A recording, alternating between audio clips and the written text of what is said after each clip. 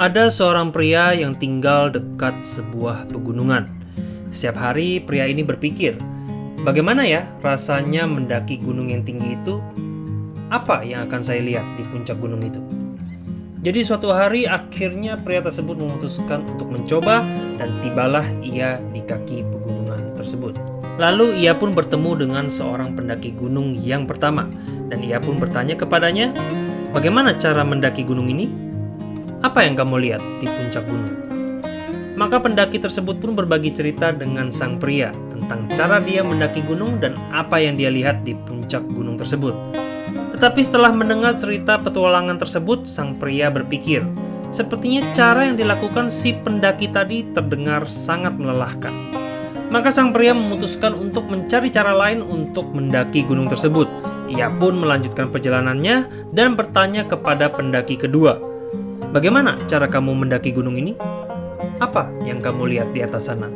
Lalu pendaki tersebut kembali berbagi ceritanya dengan sang pria. Setelah mendengar jawaban dari pendaki kedua, sang pria masih saja ragu tentang bagaimana cara yang tepat untuk mendaki gunung tersebut.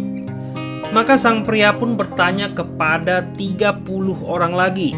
Setelah selesai bertanya kepada mereka semua, sang pria berpikir, saya sudah mendengarkan banyak sekali cerita tentang cara mendaki gunung ini dan terutama apa yang mereka lihat di puncak gunung. Maka saya tidak perlu lagi untuk mendaki gunung ini. Apa kesimpulan dari cerita ini barusan? Sia-sialah perjalanan sang pria karena pada akhirnya ia tidak jadi mendaki gunung tersebut sama sekali. Setiap orang harus mencari cara yang paling cocok untuk dirinya sendiri dalam mendaki gunung tersebut. Sama halnya dengan hidup kita. Semua punya perjalanan dan cara masing-masing, tidak ada yang sama. Tentu saja kita bisa mendengarkan pengalaman atau cerita orang lain tentang bagaimana mereka melakukannya dan apa yang mereka lihat di atas puncak gunung. Tapi tidak ada yang bisa menggantikan perasaan atau pengalaman ketika kamu melakukannya sendiri dan berdiri di atas puncak gunung itu. Jadi banyak sekali faktor yang bisa mencegah kita, bahkan menghentikan usaha kita untuk mencapai puncak atau tujuan yang kita inginkan dalam hidup. Salah satunya yang paling sering adalah pikiran kita sendiri. Menurut ajaran Shaolin, yang setiap manusia butuhkan adalah sebuah kejernihan dalam berpikir. Bila pikiranmu jernih, maka kalian sebenarnya tidak perlu bingung dengan omongan orang lain. Kamu sendiri bisa melihat dengan jelas kemana kamu harus pergi. Apa yang harus kamu lakukan supaya tujuanmu bisa tercapai. Jadi ada 5 jenis pikiran yang bisa menghambat kalian. 5 jenis hambatan ini menggambarkan beberapa kondisi pikiran seseorang. Yang pertama adalah keinginan sensual. Pikiran ini muncul pada saat kita memerhatikan atau merasakan sesuatu dan hal tersebut memberikan kita emosi yang positif. Emosi positif ini bisa datang dari 5 sumber, yaitu penglihatan, pendengaran, penciuman, pengecapan, dan perasaan. Misalnya, pada saat kamu mendaki gunung, kamu menemukan sebuah restoran yang sangat mewah. Di dalamnya pun banyak sekali orang-orang yang menyenangkan serta makanan minuman yang lezat. Pada saat kamu menuruti godaan ini dan masuk ke dalam restoran tersebut, maka sebenarnya kamu sudah mulai melenceng dari tujuanmu yang sebenarnya. Dan lama-kelamaan, kamu mulai merasa sangat nyaman dan tidak mau keluar dari restoran tersebut. Jadi, hati-hatilah. Hal-hal yang tampaknya memberikan diri kalian sesuatu hal yang positif, bisa-bisa justru membuat fokus Anda teralihkan dari tujuan yang ingin Anda capai. Hambatan yang kedua adalah ketidaksukaan atau keengganan. Bahasa Inggrisnya adalah ill will atau aversion. Pikiran ini adalah pikiran yang muncul dari hal-hal yang memberikan kita perasaan tidak suka atau perasaan negatif. Bisa berasal dari suatu objek, situasi, atau bahkan orang. Ilustrasinya seperti ini. Pada saat kamu mendaki gunung, turunlah hujan, tapi kamu tidak suka hujan. Lalu jalanannya kotor dan kamu tidak suka kotor. Untuk menyeberangi sungai, kamu harus berenang, tapi kamu juga tidak suka berenang. Apapun yang kamu tidak sukai tentu akan membuat perjalananmu tidak menyenangkan.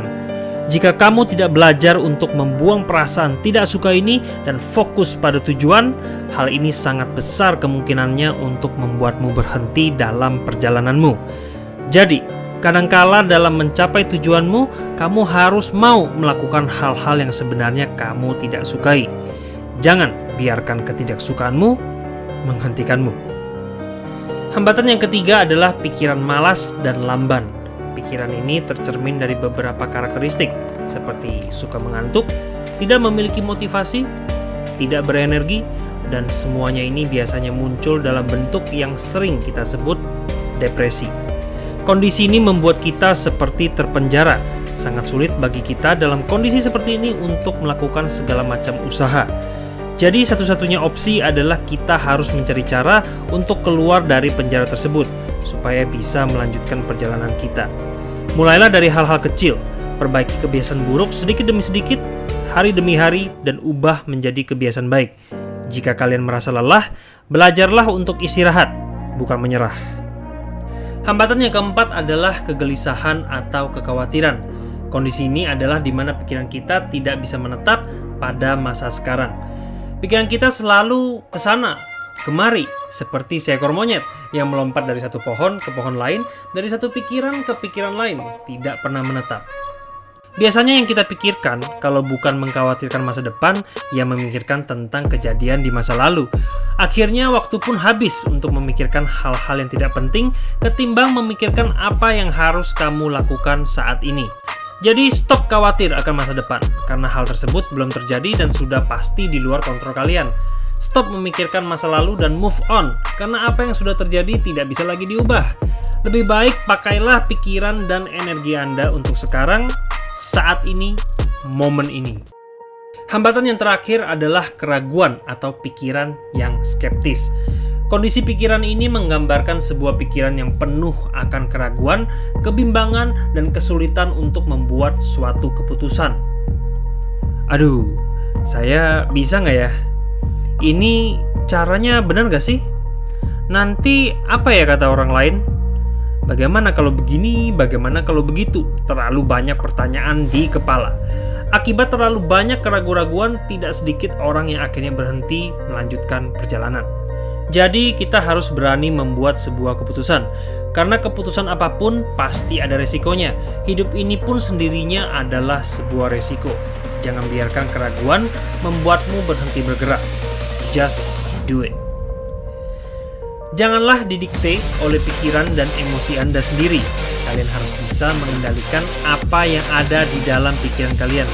Dengan begitu, pikiran-pikiran dan emosi yang tadinya menghambat perjalanan Anda akan perlahan-lahan hilang. Supaya hidup kalian bisa bermakna dan bernilai, belajarlah untuk menguasai pikiran Anda mulai dari sekarang. See you at the top.